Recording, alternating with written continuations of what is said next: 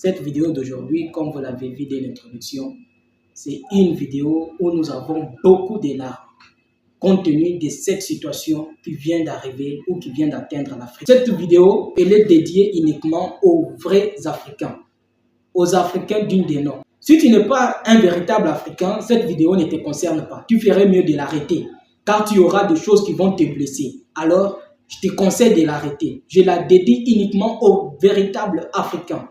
Les gens qui ont de la compassion pour leur nation. Les gens qui ont de la compassion pour leur continent. Si tu n'as pas ces critères-là en toi, je te conseille d'arrêter dès maintenant au lieu de passer ton temps. Mais si tu acceptes de suivre cette vidéo jusqu'à la fin, cela veut dire que tu es un véritable Africain.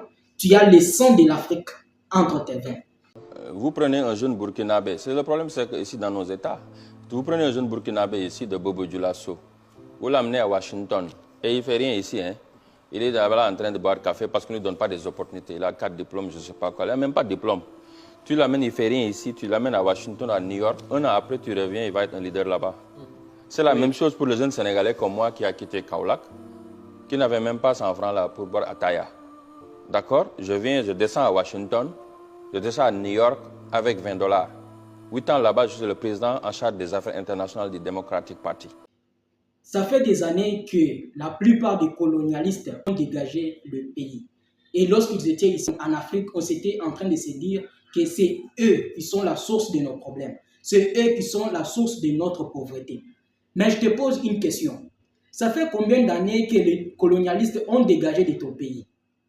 Et qu'est-ce que tu as constaté sur le plan de l'évolution? Sans mâcher les mots, les choses sont devenues plus pires qu'avant. Cela veut dire, en réalité, les ennemis de l'Afrique, c'est nous les Africains. Et j'introduisais le président, avant qu'il parle même, le président de la République, le premier président noir. Et pourtant, au Sénégal, je n'existais même pas. Qu'est-ce que ça te dit? Ça te dit que dans nos pays, on ne sait pas détecter des talents et investir dans des talents. Parce que nous n'acceptons pas d'aller de l'avant. Nous acceptons de faire ruiner notre frère pour faire enrichir d'autres personnes. La jeunesse a le potentiel mais n'a pas l'opportunité. Oui, parce que ça dit que l'Africain, je le disais, ne sait pas créer des champions. Et moi, c'est ce que je veux voir dans ce pays-là, dans nos pays en Afrique. On ne sait pas créer des champions, on sait tuer des champions. Nous crions que l'Afrique se développe.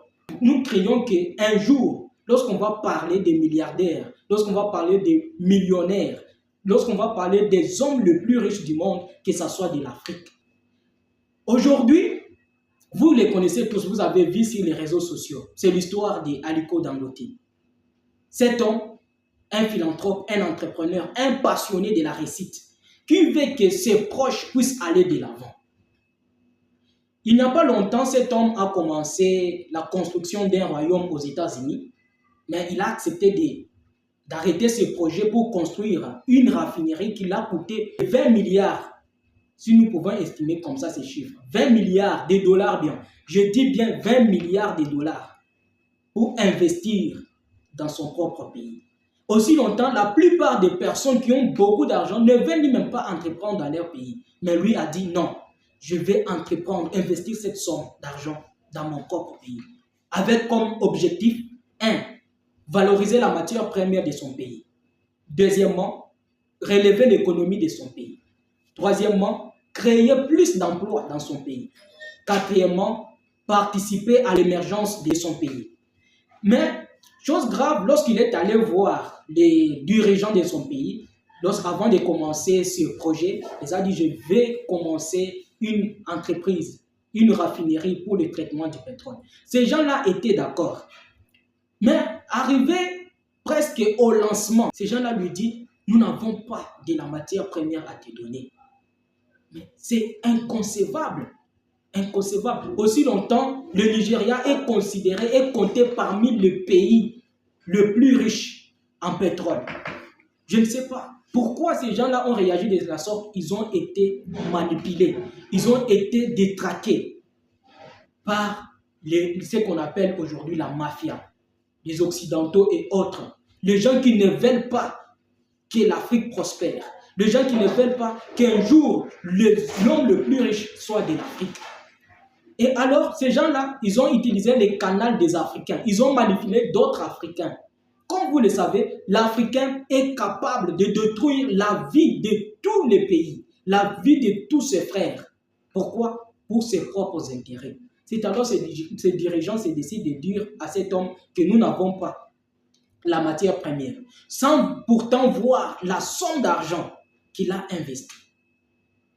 Et pour aller plus loin, lorsqu'il a commencé cette entreprise, il y avait des personnes qui lui disaient « N'investis pas ce genre de sommes d'argent dans ton pays ». L'Américain, il prend une personne qui nettoie les tables comme moi, il l'amène jusqu'à la Maison Blanche. Il prend un jeune Mamadou, sénégalais ou burkinabé qui vient d'arriver, de rien, pas de parents, pas de background, pas d'anglais. Il le regarde travailler jusqu'à ce qu'il lui fasse l'un des meilleurs docteurs ou scientifiques comme Cheikh Modibo Diarra jusqu'à NASA. Et eux, ils utilisent ça comme success story pour montrer aux autres, ah, lui là, on peut partir de rien. C'est l'exemple de from nothing you can be something. L'Africain là, nous, notre problème là, on te voit partir même, tout le monde va descendre en bas. Je ne sais pas, dans la tête des Africains, est-ce qu'il y a réellement le cerveau? Ou à la place du cerveau là, il y a une autre chose? Je ne sais pas, les Africains, s'ils ont vraiment conscience. Il faut qu'on accepte le talent de l'autre et de soutenir l'autre. Et que le succès ne peut pas dire que tu as marabouté quelque part. Par exemple, pour nous, l'idée de succès là, dès que tu réussis, on te colle des choses. Il a marabouté quelqu'un, il a volé l'argent et il devait faire quelque chose pour y arriver. Mais on ne croit pas au succès de nos frères et sœurs. Nous devons changer les histoires. Nous devons adopter notre comportement. Mais si quelqu'un d'autre le fait, un blanc, il vient là. C'est pourquoi, c'est simple. Hein? Regardez nos amis de la France, des États-Unis, du Liban, etc. Ils arrivent dans nos pays, ils ne parlent pas nos langues. Ils ne comprennent pas nos coutumes, nos valeurs. Mais dans moins de 3 mois ou 3 ans, ils deviennent nos chefs dans nos propres pays. Nous sommes des esclaves sur le plan mental. Notre mentalité vraiment est coincée par ces gens-là. Aujourd'hui, si tu vois un Africain, s'il voit un homme riche pour lui, c'est mystique, il a fétiché, sorcier, diabolique, autre. Pour lui, être dans la pauvreté, c'est du confort pour lui. Mais tu dois voir cette personne-là qui refuse d'être riche, là, qui croit qu'être riche, c'est du mystique. Il est là, il se lève, maintenant il est en train de tendre la main aux autres pour vivre. Mais pourquoi tu ne peux pas seulement rester dans la pauvreté si être pauvre, c'est une bénédiction pour toi? Tu viens au Sénégal, l'économie, Côte d'Ivoire et ici, partout en Afrique de l'Ouest, ce n'est pas les Africains qui contrôlent nos économies. C'est les Français, c'est nos frères libanais, c'est les Américains, c'est les Chinois, etc. Pourquoi ils peuvent faire ça dans nos pays? Je ne sais pas, vous les Africains, lorsque vous vous trouvez en présence d'une personne qui a une peau contraire à la peau noire, vous avez peur ou quoi? Comment tu ne peux pas dire à un blanc ton point de vue? Pourquoi tu ne peux pas dire à un blanc non? Tu acceptes juste de ruiner la vie de ton pays, de tes frères du sang. Parce que c'est un blanc. Non. Regarde, la diaspora comme nous, on retourne pour investir, on va tout faire pour nous décourager. Beaucoup de la diaspora, je connais mais très bien, hein, ils laissent tout derrière pour revenir, investir avec leurs moyens. Au lieu que les États les aident, ils essaient toujours de les décourager, de les tuer. Il y a les de repartir. Nigériens de changer leur façon. Vous êtes en train de détruire les baobabs. Pas les baobabs du Nigeria, mais les baobabs de l'Afrique.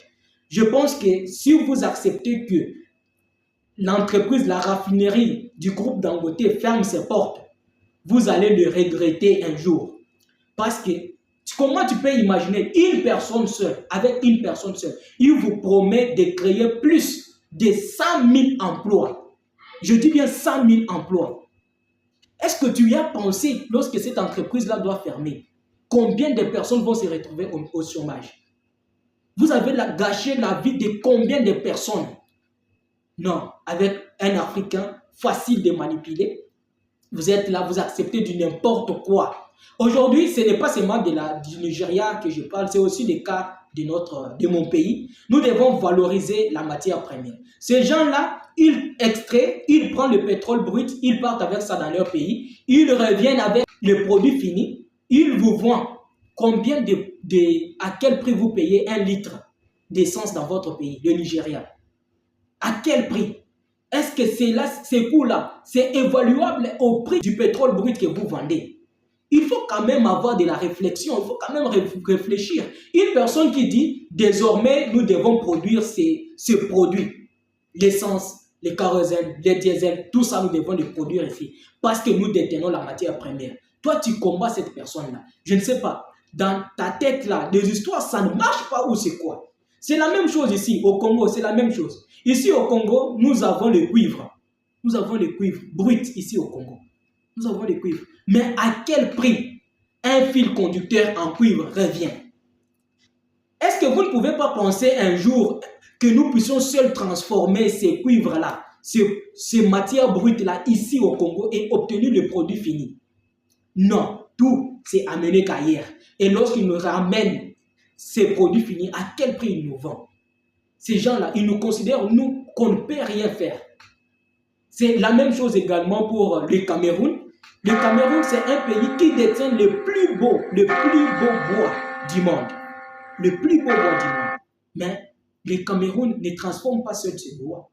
Le Cameroun ne transforme pas ces bois. Ces bois-là sont ramenés dans d'autres pays, en Europe, en Amérique, partout là. Et lorsqu'on conçoit le meuble de luxe, ces meubles-là sont ramenés toujours au Cameroun pour ruiner les Camerounais. Mais ça ne doit pas être ainsi. Vous, nos dirigeants, est-ce que vous ne pouvez pas accepter qu'un jour, lorsqu'on parle des hommes les plus riches du monde, que ce soit les Africains, au contraire, les hommes les plus riches du monde devraient être les Africains parce que c'est l'Afrique qui détient toutes sortes de ressources. C'est ici en Afrique. Mais non, chose grave, les Africains, eux, ne veulent pas. Ils veulent toujours vivre ayant la main tendue. Alors, si tu es un Africain et que tu suis cette vidéo, tu dois aussi changer ta façon d'agir. Lorsqu'on te donne une opportunité, une fonction, ne vois pas seulement tes intérêts. Vois un peu l'intérêt des autres. N'accepte pas de faire tomber les autres. Mais lorsque tu as une opportunité, accepte que les autres puissent te tenir afin d'émerger. Si vous êtes sur cette vidéo, sur cette chaîne, mon nom c'est Jonathan Moulin. C'était juste ce petit conseil que j'ai voulu partager avec vous pour dire l'Afrique, tu dois changer ta façon de voir les choses. Tu dois changer ta façon de réfléchir afin qu'un jour que tu puisses aller de l'avant et que tu puisses devenir plus grand. Merci et à la prochaine.